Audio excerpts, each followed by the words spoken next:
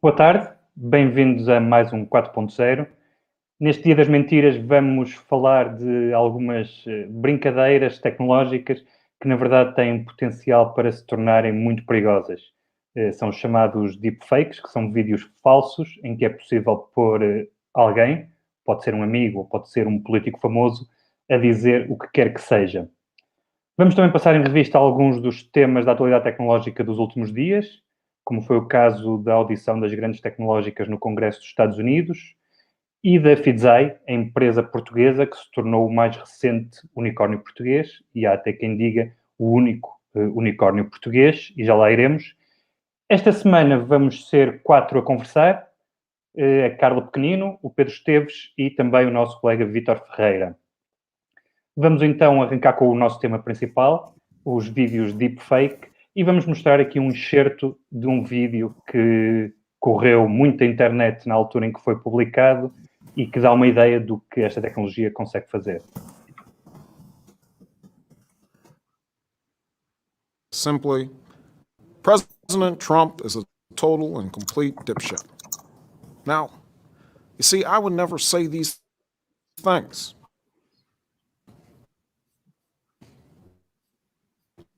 At least not in a public address. But someone else. This is a dangerous time. Moving forward, we need to be more vigilant with what we trust from the internet. That's a time when we need to rely on trusted news. Bom, e vimos aqui, acho que com alguns pequenos problemas técnicos, mas vimos aqui um Obama perfeitamente credível a dizer uma coisa que o verdadeiro Barack Obama nunca diria, e como um texto que publicámos esta semana detalha em pormenor, este tipo de tecnologia, este tipo de vídeo já pode ser feito numa simples aplicação para telemóvel. Quais de vocês se juntam a mim numa grande preocupação com este género de tecnologia e com o proliferar desta nova, ainda relativamente recente, forma de desinformação, como se já não bastasse todas as outras? Estamos a entrar em território desconhecido, não é? E que tem tudo para tornar o mundo um sítio ainda mais caótico. Estou a ser propositadamente pessimista, porque, enfim, as aplicações vão se tornar cada vez mais comuns, cada vez melhores, tecnologicamente falando, também porque os telemóveis são cada vez máquinas mais potentes e, portanto, com potencialidade para fazer andar todo o machine learning, a inteligência artificial que está por detrás, ou que é precisa para alimentar este tipo de ferramentas, e portanto, isto tem tudo para ser uma desgraça. Aqui, o que mais me encanita, por assim dizer, é como é que vamos conseguir identificar o que é falso do que é verdadeiro. E esse não é? É o grande, acho que partilhamos todos essa preocupação. Esse é o grande limite que temos que conseguir definir. As aplicações falam, e alguns, temos nesse texto que falaste, que publicámos esta semana, falam da possibilidade de deixar umas marcas de água nos vídeos, enfim, deixar ali um rastro qualquer que dê a entender que aquele vídeo seja claramente uma manipulação. Mas e a história se calhar ajuda-me a dizer isto, confiar só nas aplicações, não sei. Não sei se chegamos lá. Não sei se teremos que dar o passo para exigir que isto se regulamente. Eu também não sei como, ok? Nós temos regulamentado as Big Tech com atraso e normalmente de forma pouco eficaz. Precisamente. Mas... O que me preocupa... Força, Carla. Não, estava a dizer, o que me preocupa nisto é o limite com que parece quase algo inofensivo. Porque quando pensamos nas deepfakes, pensamos em deepfakes, mas de certa forma é um filtro. Toda a gente, ou muita gente, usa um filtro no Instagram, às vezes para fingir que são parecidos com o amigo, ou com a celebridade. E isto é giro, é uma brincadeira, parece muito inocente. Claro. E é isso, parece uma coisa extremamente inocente, mas muito facilmente pode deixar de o ser. Acho que estamos a caminhar para isso, e o facto, acho que é importante, e nós e toda a gente julgo que escreveu isso na altura daquela aplicação que envelhecia a cara das pessoas, e isso servia para treinar a própria aplicação, quer dizer, ou seja, estas brincadeiras alimentam a tecnologia torna-se mais eficaz quantos mais nós a usarmos para estas brincadeiras, e depois não tarda, é muito fácil pormos o António Costa ou o Presidente da República com uma simples aplicação, não fiz um estúdio de cinema, com uma simples aplicação a dizer o que quer que seja, e isto espalha-se pelas redes sociais, não só muito rapidamente, como depois, o que eu estava a dizer há pouco, é difícil saber no que acreditar, se acreditarmos, porque ver para crer já não funciona, não é? Quando este tipo de vídeos circula, depois as pessoas ficam divididas em o que é que acreditam. Aquele vídeo é mesmo verdadeiro? Acreditam no desmentido da pessoa que vai dizer não, eu nunca disse isso, esse vídeo foi uma construção. Com o resultado, João, pernicioso, que é, páginas tantas, na dúvida, tu já não vais querer acreditar em nada. Exatamente. Ligas completamente a ficha, não é? Ligas completamente a ficha de tudo. Acho que é essa possibilidade. Os perigos que é curioso estarmos a falar disto no dia 1 de Abril. É verdade. E na ressaca de um momento em que uma grande empresa mundial, a construtora de carros Volkswagen, enganou, entre aspas, com um simples press release, agências noticiosas e jornais em todo o mundo. E este tipo de tecnologia, do deepfake, para mim, claramente, joga no mesmo princípio da verosimilhança que já nos tenta apanhar no phishing e noutras tecnologias que são, noutras tecnologias não, noutras formas de enganar, com efeitos claramente fraudulentos ou com um objetivo claramente fraudulento, e que ainda hoje continuam a conseguir enganar muitas pessoas. Eu diria que nesta altura não acredito na regulação, não acredito na regulação enquanto solução para este tipo de problemas. Acho que neste momento só é mesmo possível nós estarmos atentos a este caso. Por exemplo, eu não vi ainda muitos vídeos de deepfake, mas vi alguns. E todos eles, eu consegui perceber que havia algo que não batia certo. Ainda é imperfeito. Ainda não é perfeito, mas como vocês já salientaram muito bem, isto vai evoluir. E há outro aspecto que é, enquanto forem pessoas conhecidas, de grande projeção pública, se calhar para nós é mais fácil detectarmos que alguma coisa não está a correr muito bem. Mas quando for um analista de mercado, um CEO, alguém que não tem essa projeção pública, que nós não estamos habituados a ver, portanto, nós não sabemos exatamente qual é que é a sua atitude, o seu perfil à frente de uma câmara, o que é que costuma dizer, como é que se costuma expressar, e vem dizer algo que causa, sei lá, uma fuga na bolsa, qualquer momento de crise numa empresa, a partir desse momento, de facto, vamos todos atirar-nos para a regulação, porque a tecnologia acompanhará, provavelmente, com alguma solução, mas se calhar não com a mesma velocidade com que se aperfeiçoou este tipo de... Aliás, esse ponto dos mercados salientes é muito importante, porque nós vimos, eu não sei se lembram o falso plano de confinamento que circulou aqui há umas semanas, foi corrigido muito rapidamente, foi uma questão de horas, houve desmentidos oficiais, houve notícias a dizer, atenção, este plano é falso, e tudo isso passou em meia tarde. Mas é verdade que quando é uma notícia daquelas que pode mover mercados, não há 2 ou 3 horas, é imenso tempo.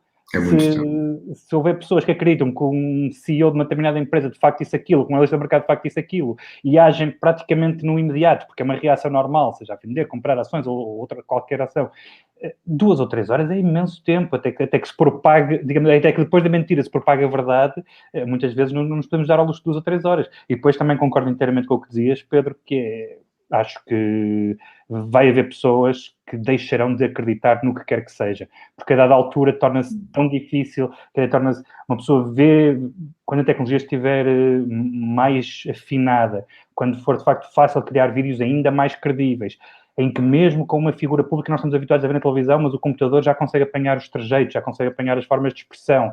De repente, quando estão assoberbados de informação e desinformação tudo ao mesmo tempo, acho que haverá uma tendência, pelo menos para algumas pessoas, para simplesmente começarem a desligar a ficha, a acreditar no que quer que seja. Mas aí... ver um António Costa, um presidente da República, ou um governante qualquer a dizer uma coisa, e depois vem ele dizer, não, eu não disse isso. E a pessoa diz, mas eu vi o vídeo, em que é que ficamos? É difícil. É fácil para um governante desmentir. Não, eu nunca fiz essa declaração oficial, mas é mais difícil para um governante desmentir. Ficar semente.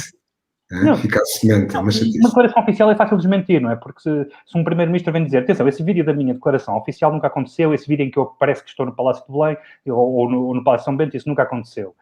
Mas se for um vídeo de um primeiro-ministro num almoço ou num jantar, num ambiente mais restrito, torna-se mais difícil desmentir, porque depois aí Também, mas sem dúvida, tens toda a razão. Que aquele vídeo é falso, ou para muita gente terá de demonstrar que aquele vídeo é falso, porque nós não sabemos onde é que ele esteve naquele domingo à tarde, pode muito bem ter estado a jantar, pode muito bem ter dito aquilo, ou alguém pode muito bem ter filmado com um telemóvel, e no fundo tudo aquilo é falso, mas torna-se mais difícil de acreditar, não é? De acreditar. Isso é interessante. De dúvida sim, na cabeça sim. das pessoas. E também eu questiono se quanto mais... Ou seja, estamos a falar de grandes políticos, grandes figuras públicas, mas a ideia é que qualquer pessoa pode ser apanhada por um deepfake. Especialmente se tiver muitas imagens, muitos vídeos na internet em que seja fácil apanhar aquelas características, aqueles tiques que cada pessoa tem. E, obviamente, quanto mais informação temos na internet e quantas mais imagens, e quantos mais vídeos, e é cada vez mais difícil às vezes não partilhar, porque há uma cultura de vou partilhar a foto ou o vídeo. A informação que pomos online também contribui para isto, a quantidade de informação que partilhamos, de imagens que partilhamos, de tudo. Não, ou seja, muito facilmente a nossa vida pessoal também se pode estar em risco, não é? Podemos ser alvos de tentativas criminosas de... Porque o António Costa tem hipótese de se defender, não é? Porque é o primeiro-ministro. E estamos só aqui, evidentemente, a dar um exemplo para falar das pessoas que aparecem todos os dias na televisão. Mas a Carla, ou eu, ou uma outra pessoa qualquer, uma pessoa pode ser apanhada, se fôssemos, não somos, mas se fôssemos daquelas pessoas cuja nossa pegada digital fosse uma coisa vasta e que fosse fácil, e alguém nos quisesse tramar, para usar a linguagem quer dizer, como é que tu te defendes? É uma chatice, não é? Apagar tudo, tirar tudo da internet. A sua palavra contra o vídeo, o que não é fácil. E é a tal semente venenosa e poderosa que se mete na cabeça das pessoas e tirar de lá uma chatice, não se consegue. Não é? E pronto, já para não falar, evidentemente, da pornografia, não é? Do uso indevido, aliás. Sim, esse é um dos problemas dos deepfakes. Sim. Precisamente. E isto faz a ponto também com... Enfim, isto é um bocadinho utópico, admito, mas é a educação, não é? A educação das pessoas, a educação das famílias, a sensibilização das pessoas para o problema, o papel que os órgãos de comunicação social também têm que ter para ajudar as pessoas a compreender que isto é uma realidade perigosa. Cabe-nos a nós também, não é? Como jornalistas e como meios de comunicação, conseguir passar e esclarecer isto, porque de facto eu também concordo com o Vítor, regulamentar isto é uma chatice, aliás isto cola depois com o assunto que vem a seguir, não é? Estas empresas tornam-se gigantes, tornam-se poderosas, é um inferno, nunca mais se consegue tirar o nó disto. Sim, é verdade. Antigamente dizia-se que o primeiro antivírus está dentro da nossa cabeça, não é? Exatamente. Quando nós começámos a habituar-nos aos e-mails e quando eles começaram a entrar nas nossas vidas e os fecheiros contaminados. E o deepfake, penso que o mecanismo neste momento tem de ser igual. Temos que ser nós de uma forma muito vigilante. Agora, efetivamente, muitos de nós já têm essas ferramentas, já têm essa consciência e como tu, Pedro, e o João Pedro também estava a chamar a atenção para isso, há muitas pessoas que não têm essa capacidade, não têm esse discernimento e se calhar nem sequer estão interessados em adquirir esse tipo de capacidades, de destrinçar, não é? Eu acho que aí há um papel dos Estados, das entidades públicas, em, no mínimo, dar ou tentar dar a literacia necessária para as pessoas navegarem no mundo digital que temos hoje, em que há uma torrente de desinformação. Isto leva-nos, de facto, ao nosso próximo tema, que é sobre as grandes tecnológicas que têm sido, pelo menos parcialmente, responsáveis pelo estado de coisas que temos hoje e que estiveram, mais uma vez, a ser ouvidas por congressistas americanos. Normalmente, raramente, aliás, estes CEOs das grandes empresas dizem nestas sessões algo verdadeiramente digno de nota. Normalmente respondem muito com um discurso politicamente correto e frequentemente pouco substantivo. Carla, queres-nos fazer um resumo do que aconteceu desta vez? Sim, desta vez foi o líder, o representante do Facebook, da Google e do Twitter, foram novamente falar com congressistas norte-americanos, a conversa foi transmitida em direto no YouTube e sim, mas em parte estas respostas pouco substanciais também são em parte culpa das perguntas, porque para quem já assistiu a estas sessões, são completamente dominadas por longos monólogos dos congressistas, em que se apresentam, falam de todos os males das redes sociais e têm um discurso muito eloquente e no final dizem, ok, CEO do Twitter, sim ou não, qual é que é a sua resposta? É impossível avançar e conseguir respostas concretas nisto. Isto até levou a uma situação muito caricata, a semana passada, em que o Jack Dorsey, que é o fundador do Twitter, partilhou um inquérito ao vivo em que ele dizia sim ou não. O que é que devia responder e os utilizadores deviam votar e isto não passou despercebido pelos congressistas que não acharam graça. Mas sim, de facto, as sessões não são bem aproveitadas. Já que Darcy passou boa parte da sua sessão a twittar, ou pelo menos... Sim. Acho que foi uma das coisas que vimos. O que é que vocês acham disto? A regulação das Big Tech, já vamos tarde? Ou há caminho a fazer? Vocês têm alguma inclinação em relação a isto? Enfim, porque o sistema regulatório tem-se arrastado nos últimos anos, desde sobretudo do escândalo da Cambridge Analytica. Tarde nunca será, e penso que vão começar muito provavelmente pela fiscalidade, porque isso é algo que interessa aos Estados, certo, porque engorda os orçamentos estatais e, portanto, garante receitas. Mas, enfim, nós vemos pelos relatórios de todos os trimestres e todos os anos que, por mais alto que seja o nível de imposto, haverá sempre um limite. E mesmo que se atinja esse limite, estas plataformas conseguem gerar tanto e tanto dinheiro, porque a escala é tão grande que provavelmente não vão perder o sono por causa disso.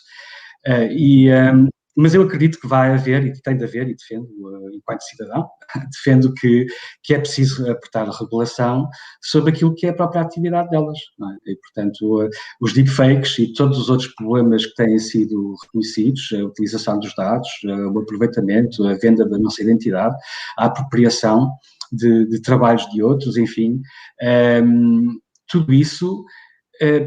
eu acredito que vai ser regulado mais cedo ou mais tarde, mas muito provavelmente, como não dá dinheiro e dá muito trabalho, como dizias, se calhar ficará para as calendas, ou ficará para uma segunda, para uma terceira, para uma quarta, uma quinta. Acho que o que se nota muito é de facto uma lentidão, o que é normal, quer dizer... Era mais rápido e eficiente ir-lhes ao bolso já, não era?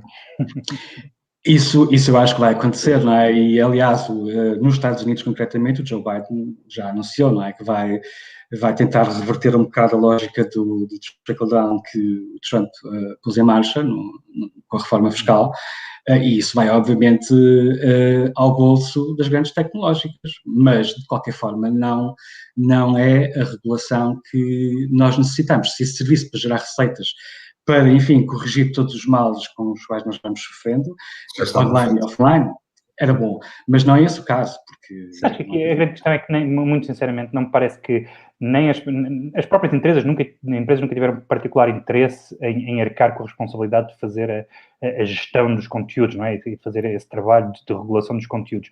Mas a verdade é que ninguém chegou a uma receita particularmente eficaz, não há uma solução, não é como se de repente os Estados Unidos ou a União Europeia dissesse é isto e tem de seguir e eles não tivessem a seguir. Não, o problema não é esse, não há uma receita, ninguém sabe exatamente o que é que elas devem fazer, até que ponto é que devem restringir ou não, que mecanismos é que devem ser automatizados ou não, o que é razoável exigir às plataformas, o que não é, a linha ténue entre a liberdade de expressão e os limites da liberdade de expressão.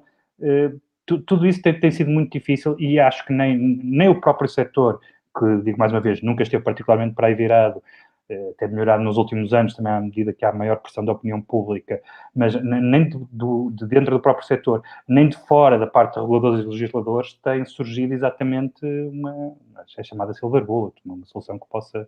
Por isso, enfim, tem-se vindo a trabalhar, não é? Alguns remendos, alguma evolução, mas de facto não se vê assim uma luz ao fundo do túnel que diga está resolvido, vamos por aqui, é só pedirmos a estes senhores do Twitter, só pedirmos a estes senhores do Google e do Facebook para irem por aqui, não é? E assim torna tudo bastante mais complicado. O assunto é complexo, mas esta reunião foi mais do mesmo. Acho que salvo erro, foi a sétima vez. Foi a sétima vez que eles já tiveram, quer dizer, para falar Sim, do mesmo assunto. não adianta muito, porque também não permitem fazer grandes respostas. No fundo, é um grande acto de mostrar nós estamos a fazer qualquer coisa, nós vamos regular. É um bocadinho smoke and mirrors, usando essa Não, expressão. eles andam há imenso tempo a falar na secção 230 da lei da decência, não é? Quer dizer, e aquilo nunca mais se resolve. Sim. Isto agora fazendo a ponto para aquilo que o Vítor começou por dizer, quer dizer, não há interesse para que isso se resolva. Porque eles são grandes, empresas são grandes demais, quer dizer, estamos a falar das empresas mais ricas do mundo, já não estamos a falar do Zé da Mercearia, não é? Estamos a falar de gente com muito dinheiro, com muitos argumentos, com um batalhão de advogados que domina aqueles meandros jurídicos norte-americanos, enfim, e não estamos a falar de umas empresas quaisquer. Por acaso, nesta sessão, e sublinhando aquilo que a Carla também falou, o único que teve a decência de dizer que sim. Isto só para esclarecer, a sessão foi sobre desinformação e para tentar, no fundo, esclarecer se as redes sociais tinham tido ou não responsabilidade no ataque ao Capitólio. Acho que faltava aqui este toque. E o Jack Dorsey do Twitter foi o único que disse que sim. Agora, sim, mas... Também, sim, mas disse um sim. Como é que o Zuckerberg tem a lata volta de dessa altura é expulsou o Facebook, de resto. Desculpa? Que foi que nessa altura, pouco depois do Twitter, expulsou o Facebook fechou a conta do Trump. Exatamente. Fechou a conta do Trump é porque alguma coisa se passou ali, não é? Como é que os tipos têm lá a dizer que não? Quer dizer, agora, o assunto é complexo. Estamos a falar, e nós, enfim, olhamos para o nosso umbigo, mas temos que ver que o Facebook tem 2 mil milhões de utilizadores. E ok, os algoritmos, por muito avançados que sejam, regular um monstro deste tamanho é uma coisa tecnologicamente complicada. Não estou a dizer que é impossível, mas é complicada. Mas estou a crer que se eles quisessem, eles o conseguiriam fazer, com um bocadinho, pelo menos, melhor eficiência, diria. Mas o que, só para acabar, de facto, a lata destes tipos dizerem que não tiveram nada a ver com aquilo deixa-me sem palavras. Eu acredito em algumas iniciativas, da União Europeia. Acho que a comissária Margrethe Vestager tem dado a cara, sobretudo por algumas iniciativas que me parecem, e algumas declarações que vão no sentido certo. Agora, estamos muito longe de ter a receita para tantos problemas. Penso que a única receita para tantos problemas seria desmantelar empresas tão grandes. Ora, como eu não vejo isso acontecer, e acho que ninguém vê isso acontecer, vamos continuar a ter que depois, no fim da linha, enfrentar aquele argumento que as tecnológicas põem sempre, e todas as empresas que, no fundo, criam um novo negócio ao violarem ou ao transformarem as regras que existiam, o status quo, que é o da inovação, porque é o que elas sempre dizem. Se vocês não nos permitirem fazer isto, com regulação, estão a esganar, estão a matar, a asfixiar a inovação. Então, vamos continuar a lidar com isto, muito provavelmente, durante muitos mais anos, e agora com o 5G. Enfim, nós acho que nem sequer estamos a ver qual é que é o problema que temos pela frente, mas certamente que o 5G vai ainda ajudar a baralhar e a complicar mais as nossas dificuldades. Por que é que dizes isso? Dadas as capacidades tecnológicas inerentes, não é? O 5G não é apenas o 4G melhorado, é Sim. toda uma nova rede, quer do ponto de vista físico, quer do ponto de vista da tecnologia, daquilo que permite. E, portanto, olha, estes deepfakes, enfim, acompanhá-los com... Há tanta coisa que se poderá melhorar para quem quiser fazer mal com a tecnologia, ou quem quiser defraudar, não é? Que eu penso que estas grandes tecnológicas não vão passar ao lado, não é? Dessas possibilidades. Claro. Provavelmente já têm equipas enormes, ou já estão a comprar empresas no mercado que estão focadas em soluções que vão precisar daquilo, dos melhoramentos, ou melhor, das capacidades que o 5G vai acrescentar ao nosso dia-a-dia, não é? Bem, deixemos o 5G para um outro episódio, é um bom tema para um outro episódio. Vamos então ao nosso terceiro tema do 4.0 de hoje, que é a Fidzai, uma empresa portuguesa, uma tecnológica portuguesa, que se tornou recentemente um unicórnio, ou seja, atingiu uma valorização de pelo menos $1.000 milhões. Vítor, tu entrevistaste o CEO da Fidzai, mas antes disto, eu ia-te pedir para explicar o que é que significa uma valorização de $1.000 milhões. Portanto, para explicar de forma sucinta o mecanismo de investimento que faz com que uma empresa passe a ser considerada como valendo 1.000 ou mais de 1.000 milhões de dólares, que até este caso um pouco mais. Sim, parece-me importante. É isso. Há algo que às vezes pode escapar às pessoas.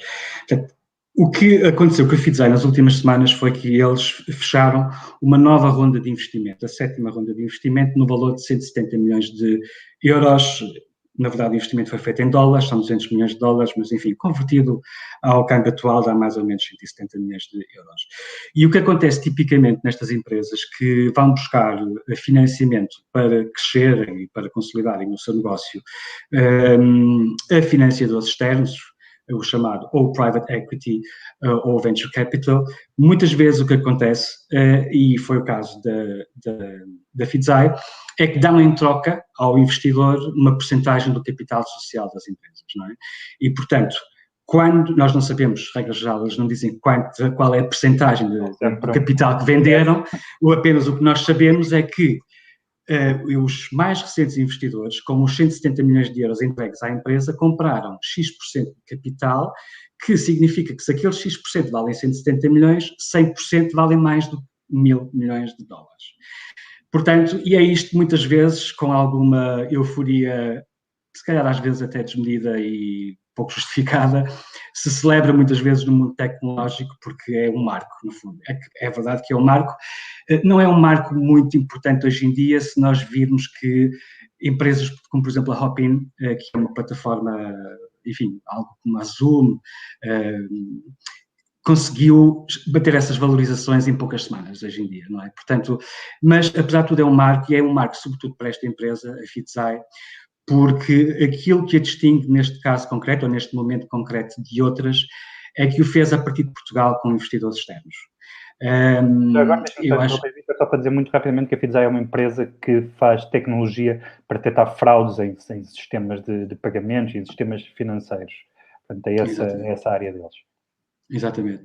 E portanto, eles foram, nestas 7 rondas, portanto, que já levam de financiamento, sempre crescentes, conseguiram no total 277 milhões de dólares, dá mais ou menos 285 milhões de euros, portanto, de diferentes investidores, alguns mantêm-se ao longo da vida deles, outros não, mas o que sucede é que muitas vezes foram abordados para mudarem a sua sede para outro sítio, porque quem investe dinheiro provavelmente quer conhecer melhor as regras, quer dominar as regras, e o que acontece muitas vezes com empresas portuguesas, startups tecnológicas de menor dimensão ou que ainda estão numa fase muito mais inicial do seu percurso, conseguem um investimento, por exemplo, nos Estados Unidos, e a primeira coisa que fazem é mudam a sede para os Estados Unidos. Mantêm operações cá em Portugal, mantêm se calhar centros de desenvolvimento quando se trata de engenharia, mantêm pessoas cá, mas a sede... Continuam muitas vezes a apresentar-se como uma empresa portuguesa.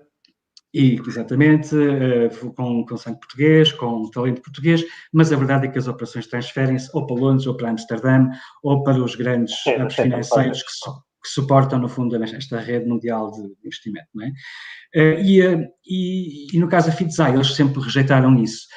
O argumento que o Nuno Sebastião, que é o CEO e um dos 3 fundadores da empresa, apresenta com mais vigor hoje em dia é o de que ele pretende manter dessa forma todo o conhecimento primário, todo o controle cá, pagar os seus impostos cá. É óbvio que ele está onde os clientes estão. É preciso dizer que esta empresa, portanto, os clientes da FIDSAI são maioritariamente entidades do sistema bancário financeiro, portanto, tudo que envolva trocas de pagamentos. A rede de clientes deles serve 800 milhões de pessoas, portanto, nós estamos a brincar, não é? É um universo bastante grande, mas, no fundo, eles estão a trabalhar, ou seja, eles não foram para os Estados Unidos transferir uma sede para lá e mantiveram aqui engenheiros a trabalhar em soluções. Não, eles mantêm tudo cá, têm 30% ou 40% das suas pessoas, meio milhar de pessoas, a trabalhar em investigação cá, e é isso que o Nuno ressalienta, e eu penso que isso é algo que, de facto, distingue a FIDSAI no panorama português, é que o conhecimento primário, é aquilo que ele chama o conhecimento primário, está a ser produzido cá, e a ideia dele é que ele fique cá para que ajude a polinizar, no fundo, o ecossistema, no nosso sistema tecnológico, que permita que outros entrem e alguns deles saiam, e enfim, vão-se movendo de um lado para o outro, seja conhecimento ou pessoas, e, desse modo, fortaleça também a nossa economia nessa vertente tecnológica. E já agora, por uma questão de exaustividade da informação, dizer que, sendo um novo unicórnio, a Fidesai junta-se assim à Farfetch, que é um retalhista de moda de luxo, à Talkdesk, que faz tecnologia para contact centers, e julgo que me falta um... OutSystems. E OutSystems, será OutSystems, provavelmente. OutSystems, sim. Muito bem. São essas coisas. Sendo que essas três, efetivamente, não têm a sede em Portugal. Exatamente. Esse Já é não tem. Mas há que ser pragmático. Deu até origem, já agora, para quem quiser ir ao Twitter ver, deu origem a uma troca de tweets entre um dos nossos governantes e o CEO da Fidesai que tu entrevistaste.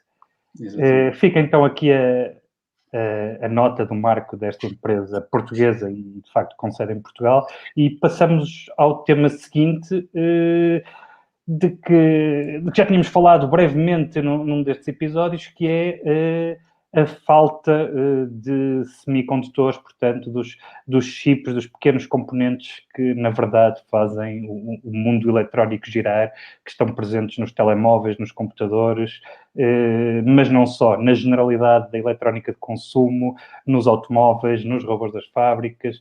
Portanto, são um componente absolutamente essencial, e de que tem havido alguma escassez, não uma escassez ao ponto de parar o mundo ou de estar tudo em alarme, mas que, mesmo por cá, já fez com que a Auto Europa tivesse afetado a produção da Auto Europa. Vítor, este foi também um tema sobre que escreveste recentemente. Em que estado estão as coisas neste momento? Estão basicamente iguais a como estavam há um mês, portanto não há propriamente uma mudança, até porque o mercado dos semicondutores é tão rígido que ele não se muda em 2 ou 3 semanas. Portanto, muito resumidamente, de facto, este problema não parou o mundo, mas parou muitas fábricas e, sobretudo, fábricas automóveis. Isto porquê? Porque os fabricantes hoje em dia incorporam cada vez mais chips, cada vez mais semicondutores num carro.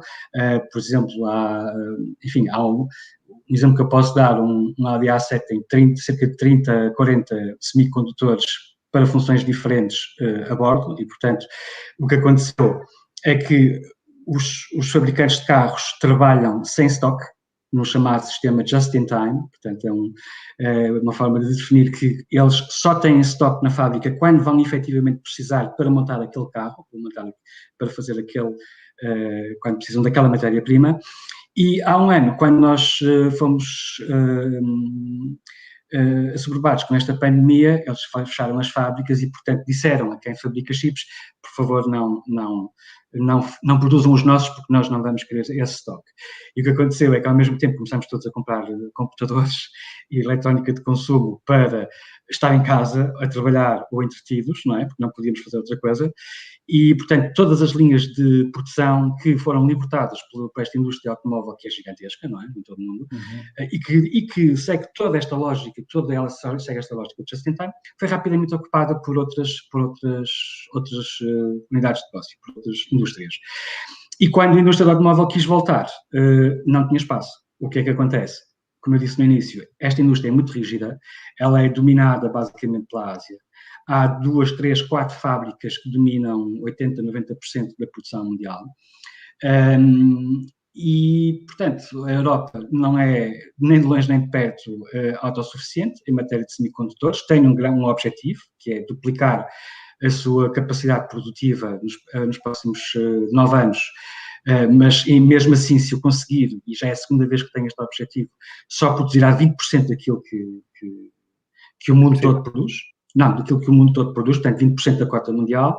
Os Estados Unidos são os maiores desenhadores de chips, ou seja, são aqueles que mais chips, mais semicondutores desenham e concebem, mas eles externalizaram, eles entregaram, deixaram de fabricar, desinvestiram nessa componente. Provavelmente as empresas de chips mais conhecidas, ou pelo menos mais conhecidas no mercado ocidental, são americanas. Estamos a falar da Intel. São aquelas que mais vendem.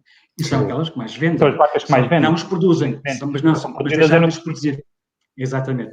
E, portanto, nas últimas 2 semanas, a única coisa que mudou efetivamente foi mais algumas fábricas de carros fecharam se calhar uma outra pessoa ficou mais tempo à espera de um portátil, porque esta história no canal do Suez também pode ter causado algum problema que não se vai sentir agora, mas vai se sentir daqui a 2 semanas, ou daqui a 3, ou daqui a 4, porque, enfim, o tempo de entrega é sempre mais longo no prazo.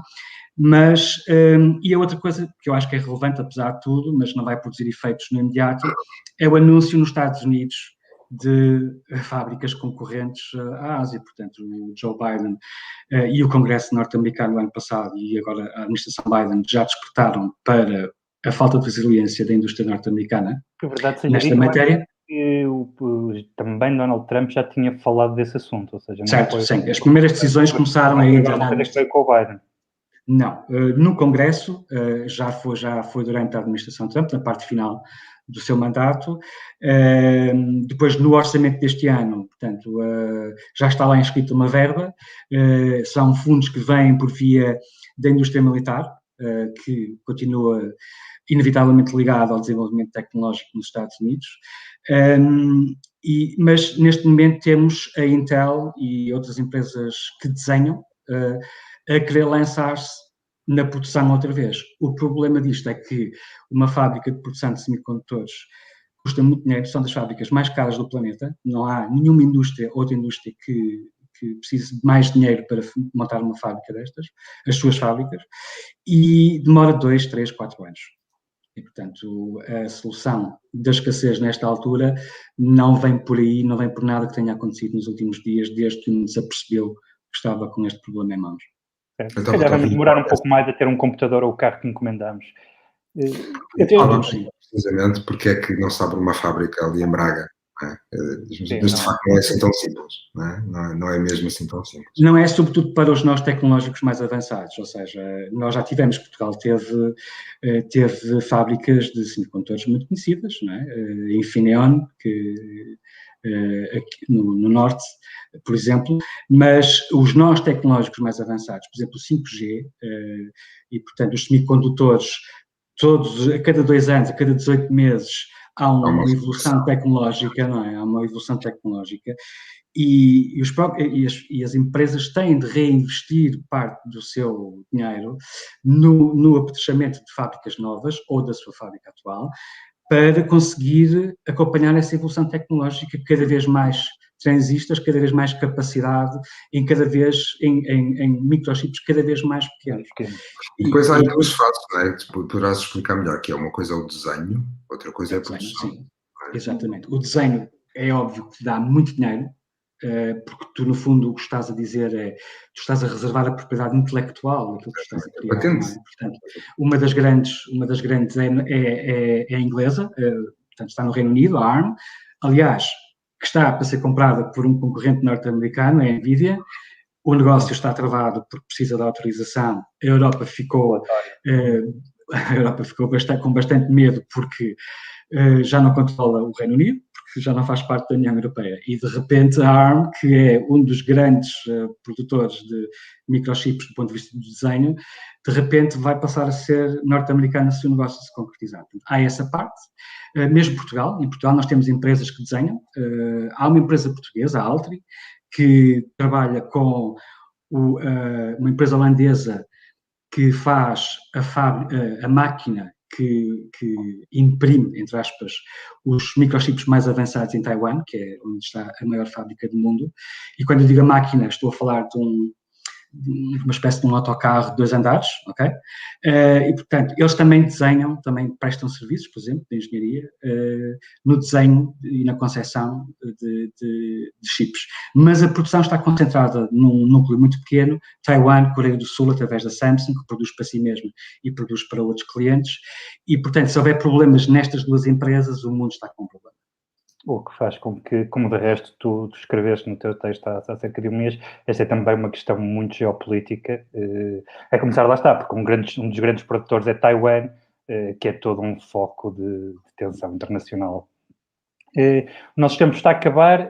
Eu vou só, em jeito de despedida, perguntar-vos, porque o Vítor disse bem que uma das coisas que nos fez despertar para isto, não são só os automóveis, foi o facto de andarmos todos a comprar gadgets durante a pandemia porque estávamos em casa. Vocês compraram alguma coisa neste período de confinamento? Computadores novos, consolas?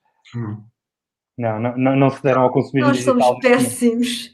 Eu comprei um telemóvel, mas foi porque o meu antigo chegou ao fim da vida, não foi Foi forçado uma pelo substituição normal. confinamento. Exato. Ótimo, Já tinha tudo o que precisava. Eu também não comprei nada, mas subscrevi mais serviços tecnológicos, isso sim. Sim. Também estou nesse grupo. Sobretudo no streaming, e também subscrevi assinaturas de jornais internacionais. Também estou nesse grupo, o número de subscrições aumentaram. O consumo de Muito conteúdos, bem. de facto. Pedro, Carlos, Vitor, muito obrigado. Nós vamos ficar Obrigado por aqui por com me o convidar. 4.0 desta semana e voltaremos daqui a 15 dias. Obrigado por terem estado connosco e até à próxima.